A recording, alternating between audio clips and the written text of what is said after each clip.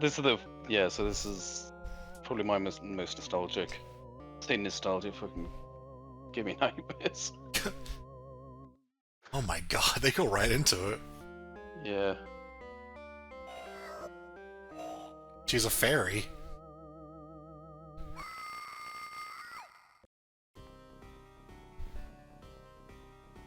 Huh. Mm. So, I should say the Western version, American version, completely redesigned the mask.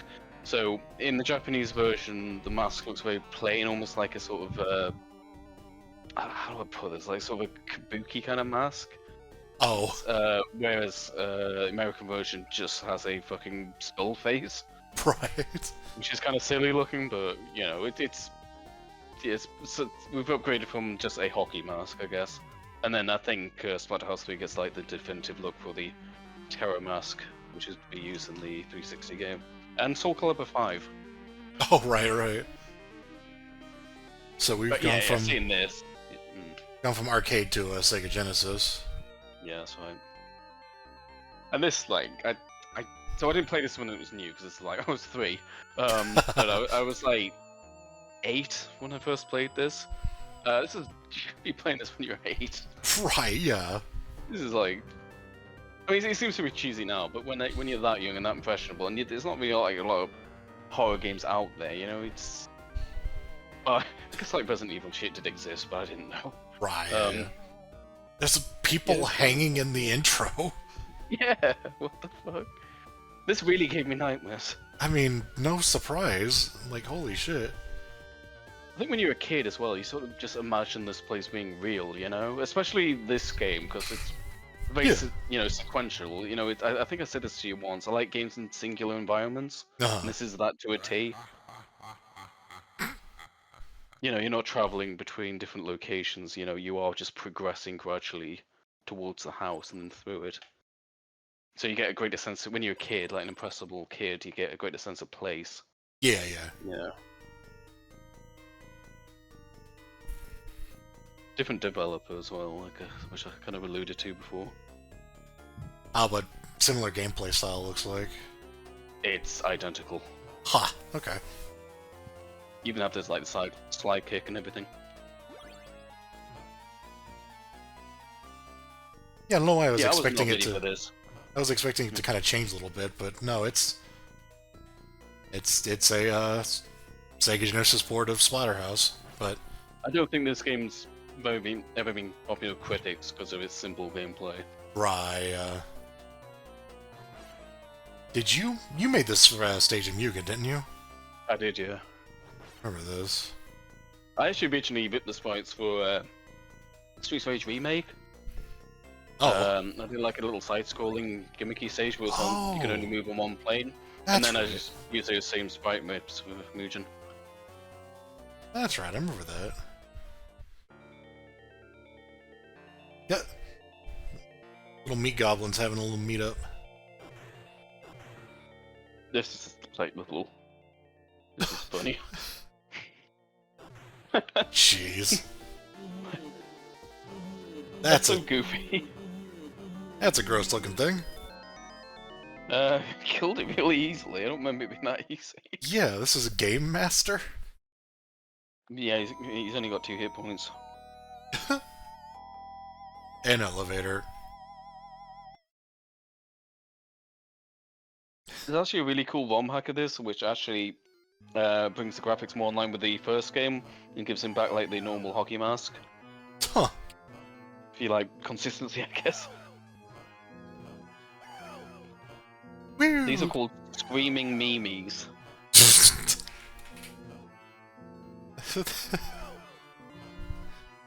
I don't make the Splatterhouse rules, I just tell you them. Alright. Screaming memes. Memes, not memes.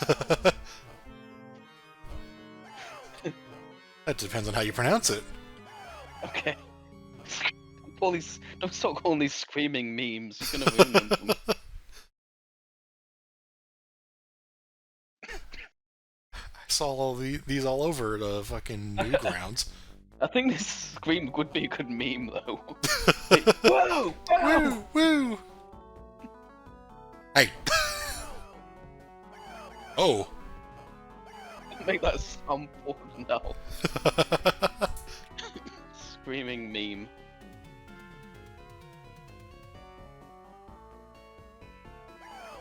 I'd like some Splatterhouse representation DVD, but that wouldn't work because Mick's a good guy. Right, yeah.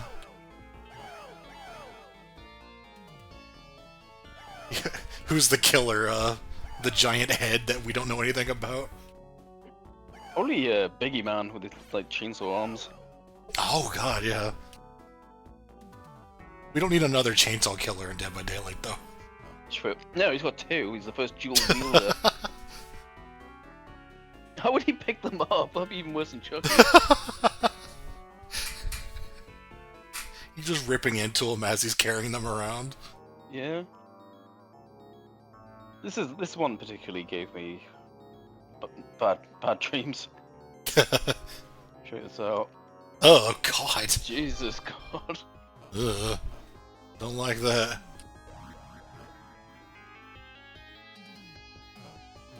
I think I've always had sort of a phobia with like faces, you know, seeing faces and things, and this game has a lot of them. Even in the background there. Yeah. Especially when they look as haunting as these. Yeah. I remember Unknown in Tekken Tag 1 had this, like, you know, everyone has unique hit sparks in Tekken. Those were like these ghostly faces, like, they kind of looked like they were straight out of this. His fucking eyeballs popped. Yeah. Yeah. These little descriptors as well, like, very impressionable. Yeah.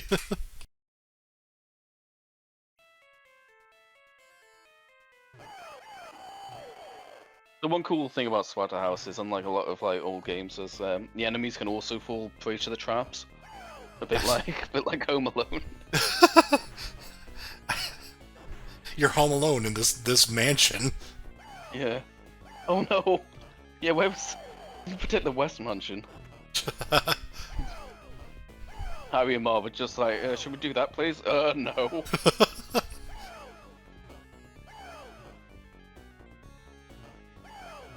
I love the scream they make when they hit the water there. Oh god, this and Home Alone, I played at the same friend's house. I just realized I played these games back to back at the time. Jesus.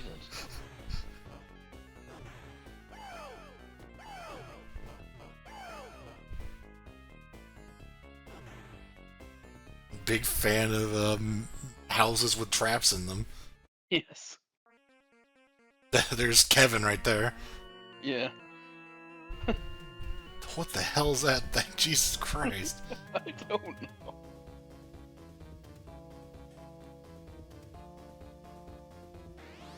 know. You picked up one of the weapons attacking you and used it for the other weapon. Yeah. Chainsaw some fetuses. Let's go. Now you're being demonetized. I think these things are called blood puppets or something. I don't know. That sounds like a good band name. Yeah.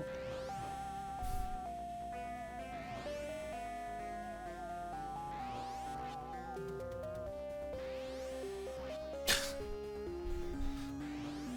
you imagine if they tried to release this on like a Nintendo console, like back in the day? Yeah, I was actually wondering. I was like, did this get into any other consoles? I was like, yo, it's not going on the SNES. I can tell you that much. What is this thing? I have no idea. Chainsaw it. Yeah, wow, that was... Whatever it was full of blood. That's all I could tell you. Some people say style over substance. You know what? I'm fine with that. Oh yeah, I guess I didn't mention the plot. Yeah, apparently there's a second mansion, or I think it's different in Japan. Oh. I think in the Western version, it suggests that there's a second mansion behind the first, because that first level was the burnt down mansion from the first game, definitely. Ah. But then you go into like a second one. So you go to Camp Crystal Lake. Yes. Oh my god. That's funny. That's a great. The funny thing is that it's actually slower to hit them with that, but come on, who's going to turn down that animation? Oh, there's a slide here. That's an animation that requires a woo sound. Alright, so this is a fun bit. Oh. We haven't reached them yet. If you fall down one of those holes, you have to do this like hold sub area thing. And those ghosts, when they latch you, they reverse your controls. Oh god. But because like the game's pretty simple anyway, the best tactic is actually to let them grab you and then just press left for right and right for left. Right. You're better off just make. The worst thing that can happen is if they run out while you're jumping over the hole. Right. So you actually kind of want them to stay on you. Just make it permanent so you don't get mixed up. Yeah. Huh. Yeah. But the problem is they insist on animating everyone that's attached to you, which causes the game to slow down. Yeah, it's... Everything's got a face. Wow. It's like the horror version of Super Mario World where everything has a face. Yeah. Yeah. Oh, here's the glue that got stuck on those wet bandits. No, it's the fly. The dredge? I don't know what the fuck this is. No, I think it's supposed to be like a take on the Jeff Goldblum movie. Oh, huh. I like it stole your technique. It did, yeah. As the slide. It does, yeah. Again, you only take 2 hits in this mode. Oh, jeez. Oh, but then this happens.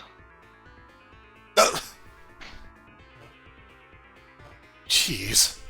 The unpredictability of this game as well, like it kind of your reactions I'm kind of forgetting because I'm kind of used to it. It's especially here's someone reacting to it for the first time, you know? Right. Like, like what the fuck is going on now?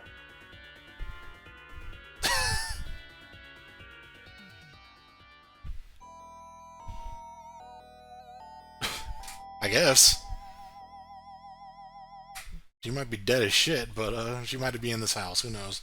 Yeah, they did retcon that one scene, but you know, whatever. I think the story is a little more elaborate in the Japanese version. In fact, the funny thing about the Japanese version is the intro sequence plays out. In fact, all the cutscenes in this game, they're written in Japanese, but they also have English subtitles on top of the Japanese text. Oh, right. Which is interesting. Yeah, so I think the Japanese version says that her soul is trapped in another dimension. Ah, so okay. you just killed her body, basically. Fucking... Oh, that's straight out of Evil Dead, yeah. Well, I guess in Evil Dead they're like laughing, but... You know, right. Similar. I think this is as far as I could make it playing it as a kid, admittedly. Like, this game is hard. I believe it. Oh, hit those candles, you get some hearts. Yeah, but look at the hearts in this game, like, in this life bar. You don't want to pick up those. I love, it's the same exact, like, thing. It's hearts representing your life, but it's a literal beating heart. Yeah, like, that's just such a novelty for the time, you know? Like, it was just such a familiar video game icon, but then they just put that twist on it.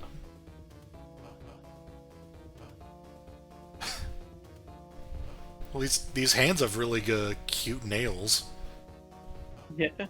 The other ones didn't manicure like this. These Ash Williams hands. Oh, right.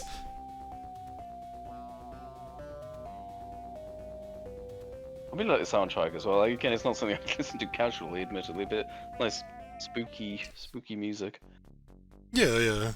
Oh, this bit's fun because if you actually pay attention to the background, yeah, they do a fake out because you're looking at the one with bubbles that are animated, and then it's the next one along, like fuckers.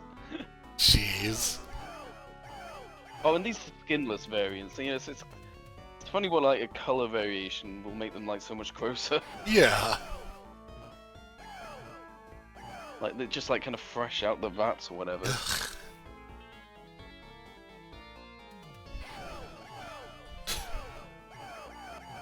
That sound is amazing. It's my new favorite. I'll have to add it to the soundboard. I think if you fall down those holes, also there's another sub area. It's not like death. Right, right. They kind of love that, don't they? Yeah. Admittedly, this game has less branching paths than the first game. Because if you remember, in the first game there were some ladders you can choose to go up or down. Oh, yeah, yeah. I guess I didn't really point those out, but yeah. There's like different sub levels. There's like a level in the first game. There's a level in like a walk-in closet. And there's like dresses in the background, and there's this ghostly woman who drops skulls on you. And then there's another one which is like a kennel, and you get the dog enemies exclusively. So yeah, we didn't actually see the entire first game because right, yeah. And this one you're not really missing as much. It's like respawning enemies, and then one with like it's holding a lever that controls the traps, which is kind of silly, but yeah. Fucking the sewer monsters. Yeah. Probably one of the less intimidating looking things. Oh, this is good. Let me a good lab setting. Oh, wow. I think this one I'm pretty sure is supposed to be Dr. West. I don't know about the first one, but this is definitely Dr. West. The funny thing about this boss is there's actually 2 ways to kill him. Oh. So we'll see which one we get before I comment, but... It goes down with 1 hit, but you've got 2 choices. So you can throw this shit at him, I imagine. Yeah. The funny thing is, I didn't know about throwing the thing at him for years. Oh. So hopefully we'll see that one. But the other one's pretty good as well, admittedly. God, Just means you have to make the effort to carry this to the end. Oh, okay. There we go. Ah! Jeez. So the other one is you just punch him, and it just turns his face into like a bloody smear on the floor. Jeez. Yeah.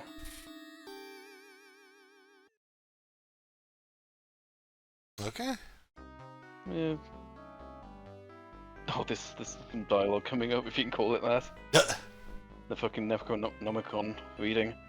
Oh.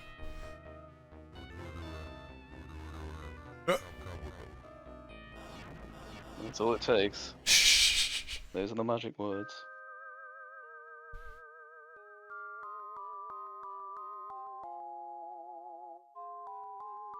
Hi, lady.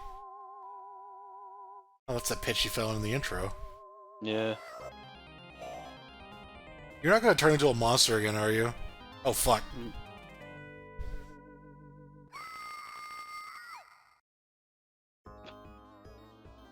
And then this thing comes out, you're like, what? It's the hands from JoJo's Part 4.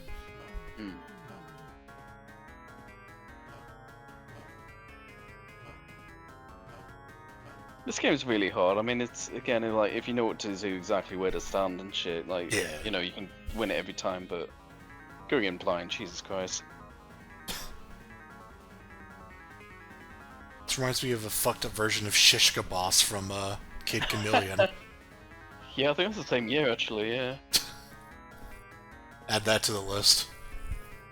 Disco Boss was kind of fucked up as well. Yeah, yeah. His eyes popping out, like what the hell? Yeah. He also didn't he had like a hockey mask transformation, didn't he? Oh yeah, yeah. That one's pretty blatant because he just had like axes. Yeah.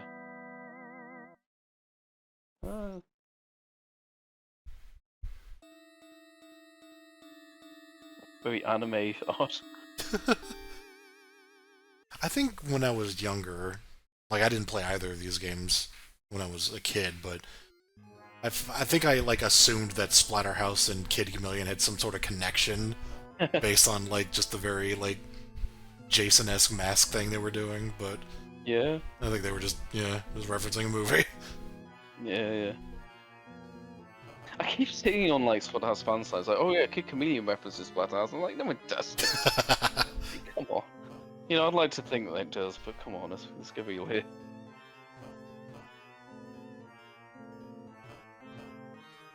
This is a visual. Yeah. It's a really aggressive Earthbound battle background.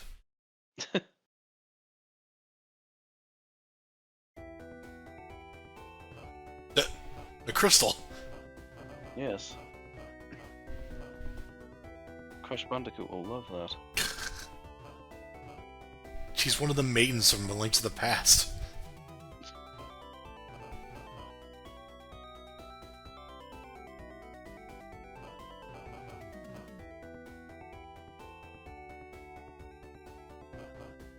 Interesting boss. It's like the only boss that's not sort of creepy or fucked up. Yeah? Then this happens.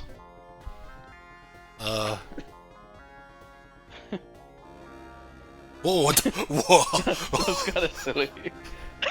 It's kind of funny when you look at it, but it really caught me off guard. Yeah. Was not expecting that. I should also, I guess it's another time we should mention the whole dithering thing. There's a Oh, lot of yeah. like checkerboard kind of transparency going on that's kind of lost in this. Yeah, yeah. Oh god, yeah, even with like the HUD graphics and stuff, it probably looks a lot better on a CRT. Yeah. I think that's the final boss of 3, actually, funnily enough. We'll get back to him. The house is collapsing. Let's get out of here.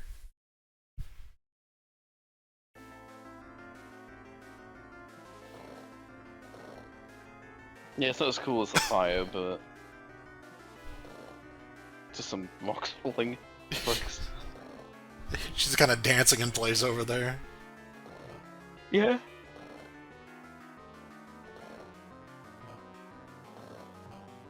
Ooh.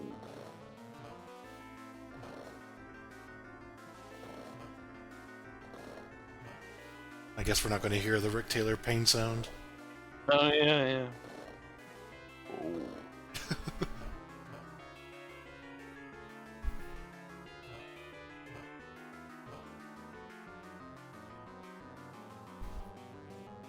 This is our stop.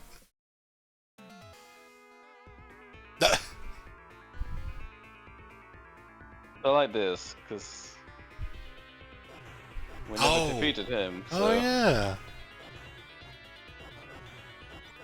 Oh, he That's cool. Yeah, it is, yeah. I guess we didn't really react to, like, in the first game, but punching a knife.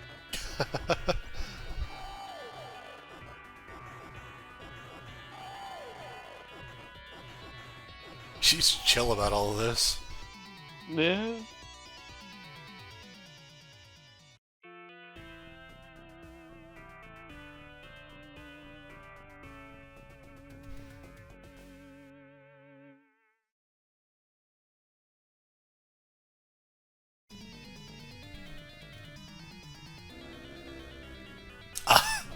Yeah, so that thing escaped from the portal when it opened up, so whatever it is. It's called the Ultimate Evil. Ha!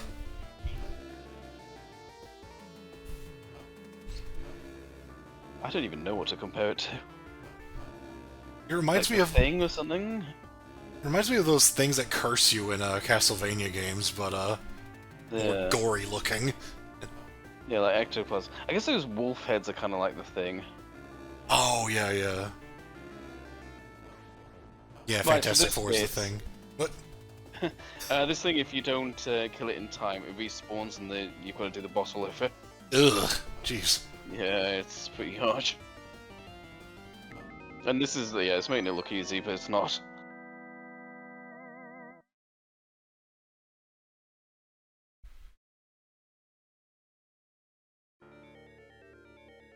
Oh.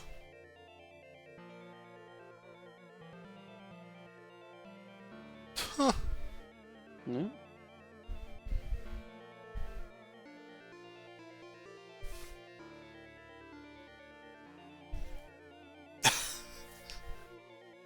Very Castlevania-like. Yeah, yeah.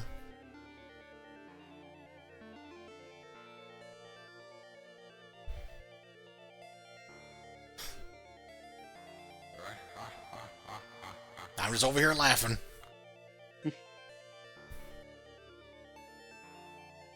More sequel bait.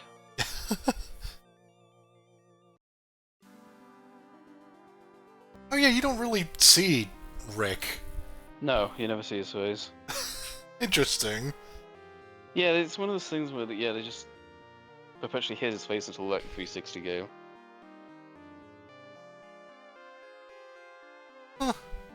Yeah,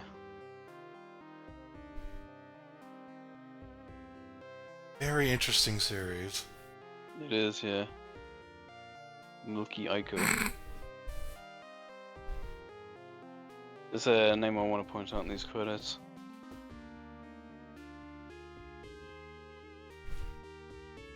Old sound programmer. Sub programmer. Yes. Big and black. Alright. So Ken Lobb. Hi, Ken Lobb. Hi. Yeah. Ken Lobb is the creator of Killer Instinct. Right. Also, like, it has a long history with Rare. I think there's a gun in GoldenEye named the Clob, named after him. Yeah, yeah. So yeah, and there's like early work was working on stuff like this, which I just find very amusing. Super Ken Lobb was also credited in Super Punch Out, so he was just around. Yeah. I mean, you know, Splatterhouse, Super Punch Out, that whole connection. You can't mention one without mentioning the other. I wasn't sure if I was forgetting something, or if you're bullshitting me. Well, they have both a punching in it, right? Yes. Same genre. I love the part where Little Mac fought Rick Taylor. I mean, Ken Lobb invented punching. He said, like, here's a new concept for your game. He went to, you know, Nintendo, he went to Namco. He, like, put your hand into a fist and apply force. Ah! Spooky. Oh.